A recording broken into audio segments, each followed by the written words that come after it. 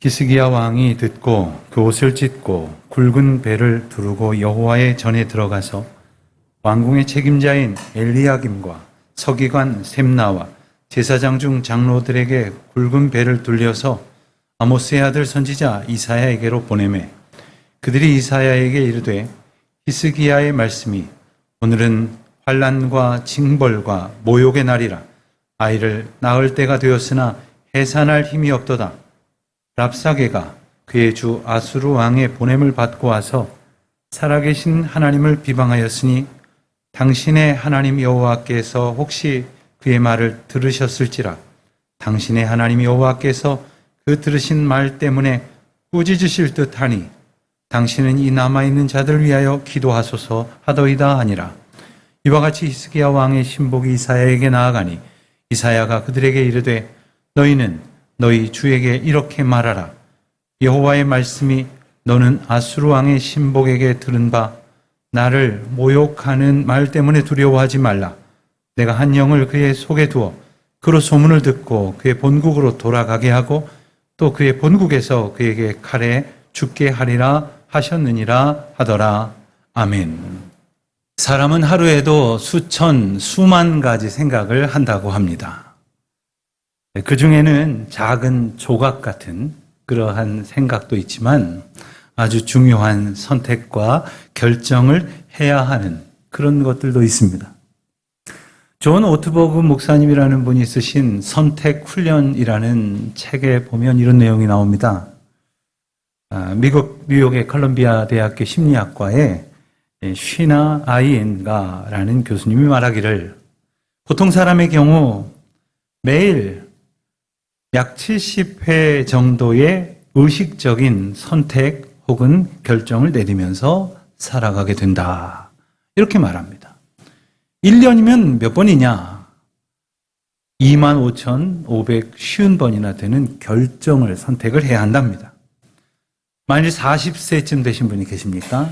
그런 분이라면 이미 평생토록 100만 번 이상 그런 선택과 결정을 했다는 이야기고 혹 70세가 넘으셨다면 178만 8,500번 정도의 크고 작은 결정과 선택을 하면서 살아왔다는 겁니다. 프랑스의 작가인 알베르 까미가 말하기를 인생은 자신이 내린 모든 선택과 결정의 총합이다 라는 말에 비추어 본다면 그러한 결정들과 선택들이 오늘 우리를 형성하고 있다고 말할 수 있을 것이고 여기에 매우 공감을 하게 됩니다. 그러면서 인생을 또 한번 비유하기를 끊임없이 펼쳐지는 수많은 길 사이에서의 선택이고 그리고 많은 문들 사이에 하나의 문을 여는 것과 같다 이렇게도 말합니다. 그런데 참 어려운 것은 모든 인생에게 있어서 만나게 되어지는 모든 날들이 새로운 날들이라는 사실입니다. 어제와 비슷한 것 같지만 처음 걸어가는 길이고 또 나보다 한 살 더 많은 사람이 1년 전쯤 지나갔을 법한 길인 것 같지만 역시 전혀 다른 새로운 길이 그리고 문이 내 앞에 주어진다 하는 사실입니다. 그러한 측면에서 볼 때 때로 어떤 사람이 자기 인생을 참 힘들게 여긴다면 그리고 자기 삶에 주어진 일들이 무겁게 느껴진다면 그것은 아마도 이렇듯 하루에 수십 번씩 우리가 길과 문을 선택해야 되는 책임이 고스란히 나에게 지워져 있다고 생각하기 때문일 것입니다. 하나님이 우리를 인도하시고 그리고 우리의 모든 길을 주장하신다고 그렇게 고백은 하지만 실제로는 내 뜻대로 되기를 바라는 까닭에 내가 결정해야 된다고 생각하고 그리고 내가 원하는 나를 만족시키는 그 문으로 들어가야 된다고 생각하기에 내가 그 문을 고르려고 하니 힘겨울 수밖에요. 그래서 잘 됐다고 생각하면 한없이 교만해지고 혹 만족스럽지 않을 때에는 깊은 좌절과 낙심을 반복하는 것이 인생의 모습 아니겠습니까? 우리는 생각해 봐야 합니다. 과연 어디서부터 잘못된 걸까? 그러면서 우리 자신의 인생을 돌아보는 세 가지 이 세 가지 질문을 늘 기억할 수 있기를 바랍니다. 첫 번째 질문은 이겁니다. 정말 우리는 하나님께서 우리의 모든 길을 인도하신다고 확신하는가? 두 번째 질문입니다. 그 인도하심에 나는 온전히 순종하고 있는가? 세 번째 질문 마저 보겠습니다. 그 인도하심이 내가 원하는 바가 아닐 때에도 나는 주님을 온전히 신뢰하고 의지하는가? 어떻습니까?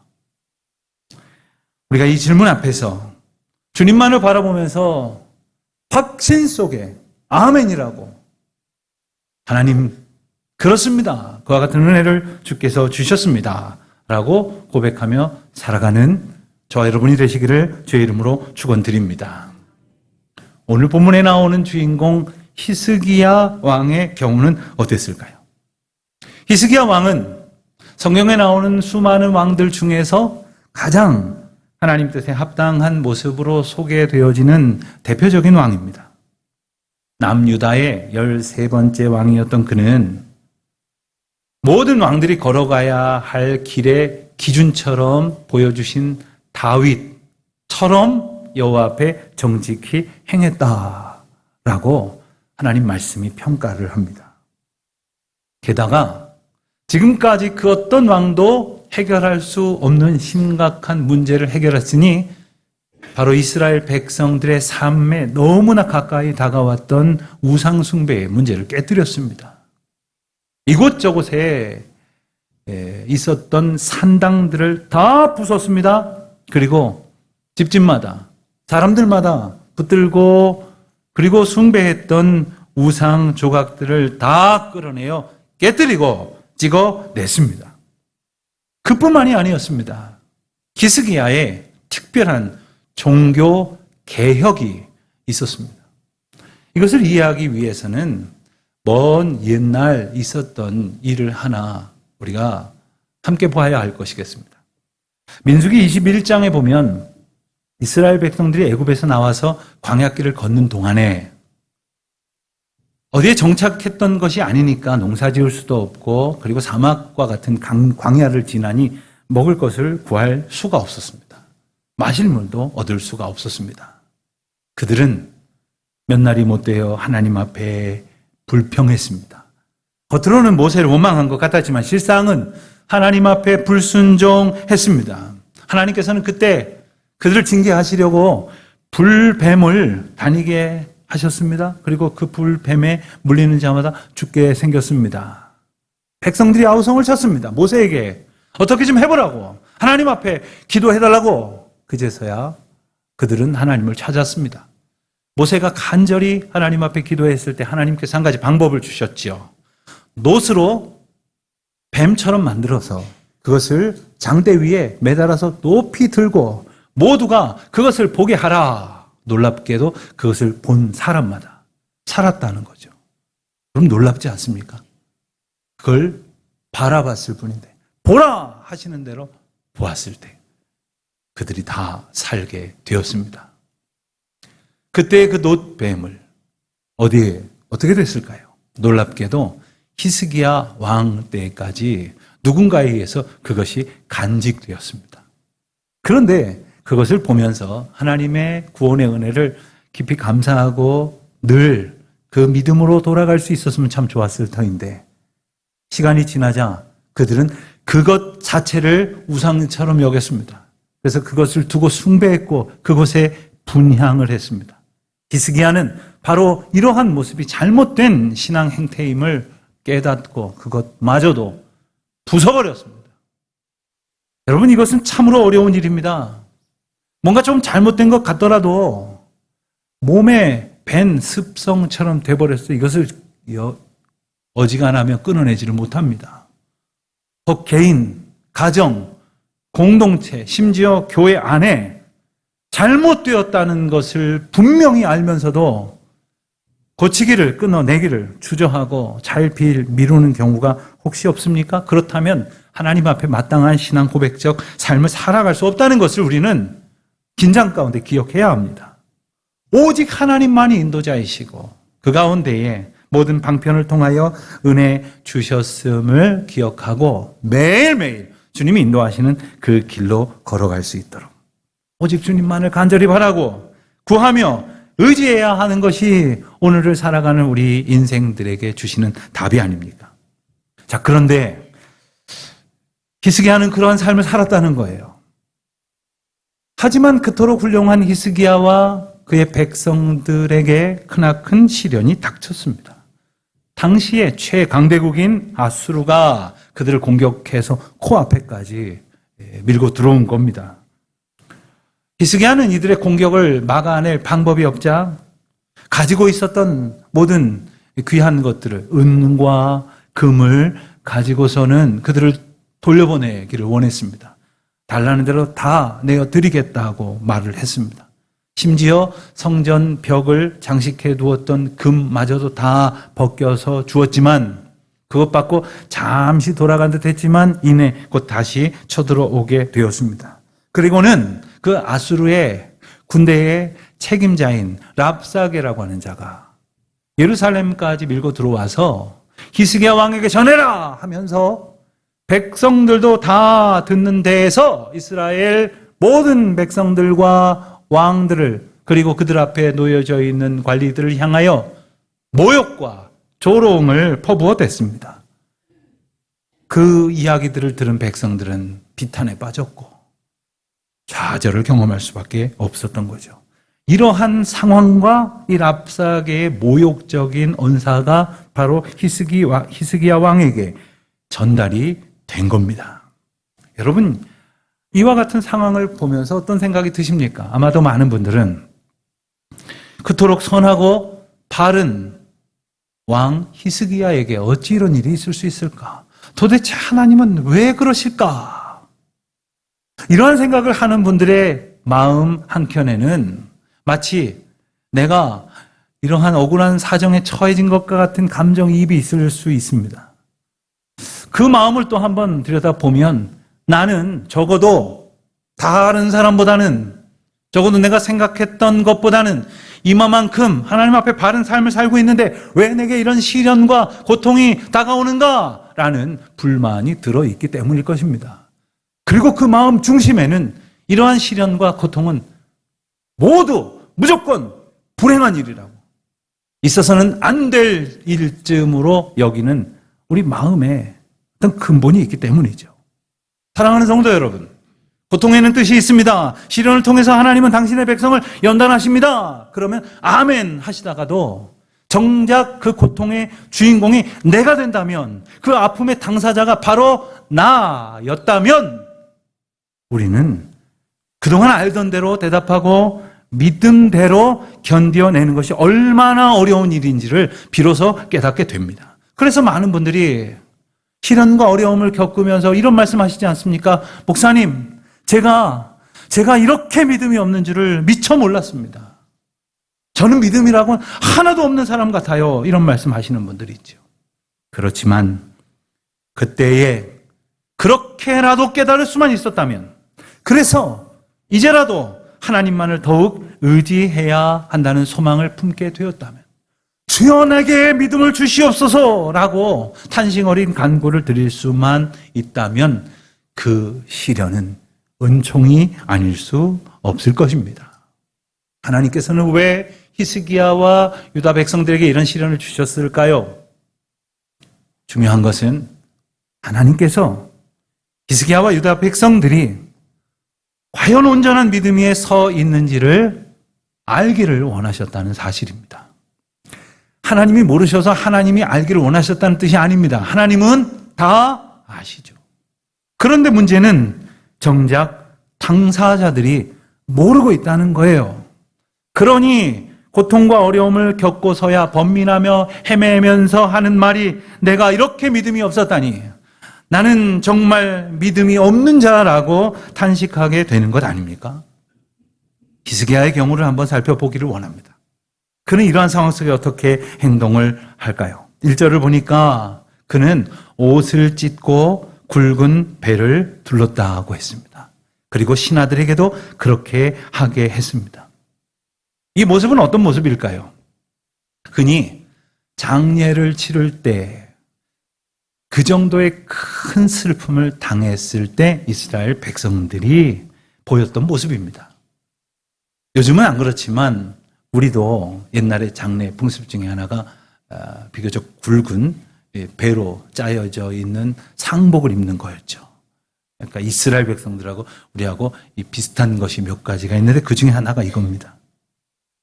베옷을 입을 큰 슬픔에 빠져 있다고 스스로의 형편을 여긴 거죠.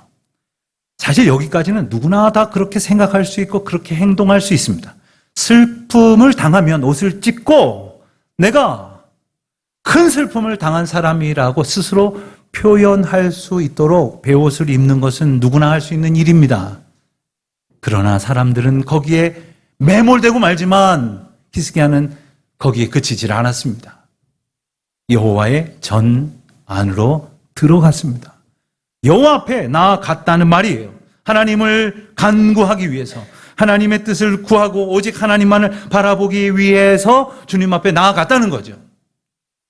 때로는 우리 가운데 슬픔에 빠져서 좌절하면서도 하나님 앞에 그 이름을 부르지 못하는 분들이 너무나 많습니다. 크게 실망하고 낭망하였을 때 하나님의 그 은혜를 구하지 못하고 있는 사람들이 얼마나 많은지 모릅니다. 히스기야처럼 주님 앞에 나아갈 수 있는 저와 여러분이 되시기를 주의 이름으로 축원드립니다. 그리고 히스기야는 하나님의 사람 이사야 선지자에게 사람을 보냈습니다. 그리고 그에게 메시지를 전했습니다. 뭐라고 전했습니까? 3절 말씀을 보니까 오늘은 환난과 징벌과 모욕의 날이라 아이를 낳을 때가 되었으나 해산할 힘이 없도다.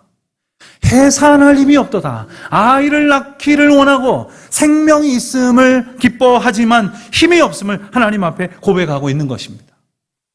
세상에 많은 사람들은 내게 생명의 소망을 주셨음에도 불구하고 다 포기해버리려는 사람들이 얼마나 많은지 모릅니다. 생명의 소망을 주신 주님을 의지하는 가운데 내가 해산할 힘이 없다는 것을 하나님 앞에 아뢰고 힘 주시기를 주님 앞에 구하는 저와 여러분이 되기를 바랍니다. 생명의 소망을 주시는 분도 주님이시요 그 능력을 주님을 주시는 분도 오직 주님이시라는 사실을 붙들고 주의 은혜를 바라보는 그 자리를 놓치지 말아야 합니다. 아무리 힘들어도 아무리 괴롭고 절망스러워도 그럴수록에 주님 앞에 나아가십시오. 주님 앞으로 온전히 나아가게 하시는 그 마음을 놓치지 마십시오. 물러서지 마십시오. 도망하지 마십시오. 오직 주님께서 부르시는 그 자리로 나아가는 저와 여러분이 되시기를 바랍니다. 예배의 자리로 부르십니까? 기도의 자리로 인도하십니까? 그 자리를 지키십시오. 힘을 다하여 주님 주신 힘을 의지하여 지키십시오. 또한 사랑과 섬김으로 주님께서 주신 사명을 놓치지 말아야 합니다. 놓아버리지 말아야 합니다. 고난과 시련을 통해서 우리 주님께서 우리를 더 가까이 붙들어 그 곁에 두시려는 그 사랑을 기억하는 우리 모두가 되시기를 바랍니다. 히스기야가 이사야 선지자에게 보낸 메시지를 보면 그가 이 상황을 어떻게 이해하고 있는지를 알 수가 있습니다.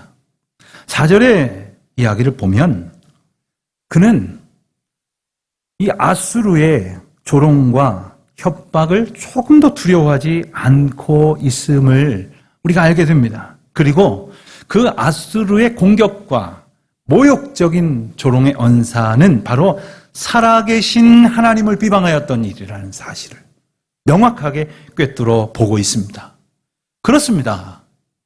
사탄의 공격은 어디를 향하고 있느냐 하면 살아계신 하나님을 향하고 있으며 그 하나님을 의지하지 못하고 있는 우리를 그 하나님께로부터 떼어놓으려고 하는 것임을 우리가 분명히 기억해야 해요. 하나님 없이 우리 홀로 당하는 것이라면 우리는 견딜 수도 없고 그리고 버틸 일말의 의지도 갖지 못합니다.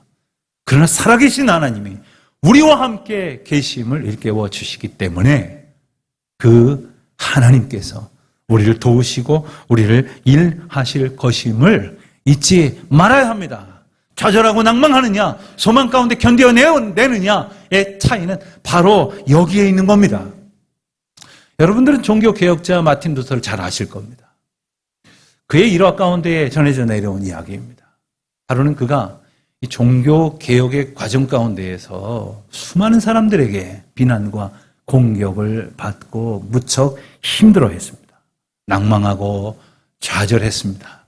식음을 전폐하고 들어 누웠습니다. 몇 날 며칠을 괴로워했습니다. 그러자 아내가 상복을 입고 루터 곁으로 다가왔습니다. 루터가 깜짝 놀라서 묻습니다. 무슨 일이요? 혹시 누가 세상을 떠났소? 예, 하나님이 돌아가셨습니다. 아니 무슨 말이요? 하나님이 돌아가시지 않고야 당신 어떻게 이렇게 낭망하고 좌절할 수 있습니까? 부인의 이 말이 루터를 깨웠다고 합니다. 다시 살아계신 하나님을 인식하고 그리고 그분을 묵상하고 그분을 바라볼 수 있게 되었다는 거죠. 여러분, 사람이 자기 힘을 의지한다면 결국엔 무너질 수밖에 없는 것 아닙니까? 얼마나 버티느냐 시간 문제였겠지요. 주님을 바라보지 않으면 이 환난과 시련이라는 것은 우리의 무능을 깨우쳐 줄 뿐입니다. 우리의 유한함을 알 뿐입니다. 우리의 믿음 없음을 내가 하나님을 바라보지 못하고 있다는 사실을 확인하게 해줄 뿐입니다. 히스기야는 그렇지 않았다는 사실을, 비록 너무나 괴롭고 힘들어서 그도 흔들렸지만 그도 자기가 무엇인가를 해결해 봐야 한다는 생각을 갖지 않았던 것은 아니지만 그는 다시금 하나님을 바라보게 하시는 주님의 은혜를 얻었다는 거예요.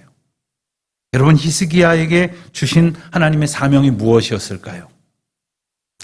당대 최강국인 아수르의 침략으로부터 유다를 지켜내는 것이 히스기야 왕의 사명이었을까요? 아니었습니다. 그는 그 일을 할 수가 없었습니다. 그에게 주신 하나님의 사명은 바로 어떠한 상황 속에서도 하나님을 바라보는 것이었습니다. 살아계신 하나님을 소망하는 것이었습니다. 오늘 우리도 마찬가지 아니겠습니까? 말씀을 준비하면서 다른 분들은 어떨까를 생각도 해봤지만 제 경우가 떠올랐습니다. 목회를 하면서 참 힘들 때가 있었습니다. 어렵고 어떻게 해야 할지를 알지 못하여 괴로운 날들이 있었습니다. 그럴 때 하나님께서 내게 주신 사명이 뭘까를 생각해 보니까 내가 이 문제를 해결해야 한다고 생각을 하니까 괴로운 거예요. 주님은 능력 없는 우리가 어떤 일을 하거나 어떤 성과를 내거나 세상이 부러워하는 성공을 거두는 것이 아니라 주님을 바라보는 것이라고 말씀해 주십니다. 살아계신 하나님이 살아계셨다는 사실을 기뻐하게 하신다는 사실을 우리는 기억해야 합니다. 사실 살아계신 하나님이라는 표현은 우리에게 대단히 익숙한 거죠. 오늘도 우리가 두 곡이나 찬송도 부르지 않았습니까? 살아계신 하나님을 의심하는 사람은 없습니다. 그러나 정말 우리의 매 순간의 삶이 살아계신 하나님을 인하여 기뻐하고 있는지, 때로 어려움과 위기와 낭만과 시련 앞에서 살아계신 하나님만을 온전히 의지하고 있는지, 혹 하나님의 살아계심을 느끼지 못한 채 낭망하고 있는 것은 아닐까요? 아니면 살아계신 하나님을 제쳐두고 내가 할 수 있다고, 내가 해야 된다고, 내가 했다고 그렇게 자고하고 있는 것은 아닐까요? 그것이 바로 불신앙입니다. 그것이 바로 우상 숭배인 것입니다. 사실 히스기야도 실수한 때가 있었습니다. 처음에 아수르가 공격해 왔을 때 그는 왕으로서 책임감이 느껴졌겠죠. 어떻게든 해결해 봐야 되겠다는 생각을 했을 겁니다. 돈으로 해결이 될 수 있을까? 은과 금을 모아다가 달라는 대로 다 주면 해결할 수 있을 것이라고 생각했기에 그렇게 해보기도 했습니다. 그러나 이제는 가지고 있던 것도 다 빼앗겼고 할 수 있는 방법이 아무것도 없게 되었습니다. 오직 하나님만 의지하게 될 수밖에 없었던 바로 그때가 하나님이 일하기 시작하는 때라는 사실을 그는 비로소 발견하게 된 거죠.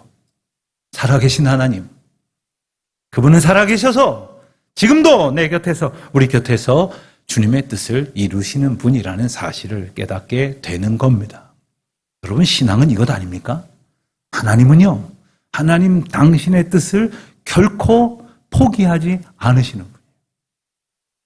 우리로 하여금 우리의 생각과 계획과 우리의 뜻을 내려놓게 하시지 하나님이 그 뜻을 포기하시는 분이 아니라는 사실이에요. 믿음으로 살아간다는 것은 이거 아닙니까? 지금까지 수도 없이 경험해 보셨잖아요. 내 뜻대로 하려고 했으나 하나님께서는 끝까지 우리 앞에 턱을 괴시고 기다리십니다. 우리가 우리의 뜻을 포기할 때까지. 그러나 우리는 그때에 내 뜻이 포기되어지는 절망을 경험하는 것이 아니라 하나님의 뜻이 이루어지는 놀라운 기쁨을 맛보게 된다는 거죠.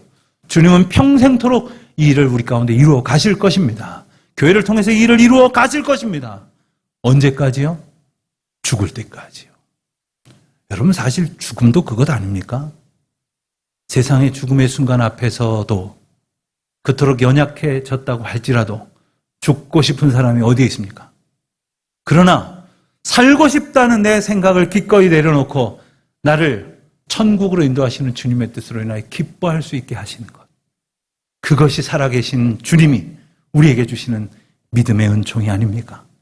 그렇게 될 때까지 우리는 끊임없이 나의 생각을 내려놓고 내 뜻을 버리고 주님의 뜻이 이루어지기를 소원하는 믿음의 삶을 살아갈 수 있게 되기를 오늘도 깨닫게 하시고 또 온전히 깨닫게 하실 줄 믿습니다.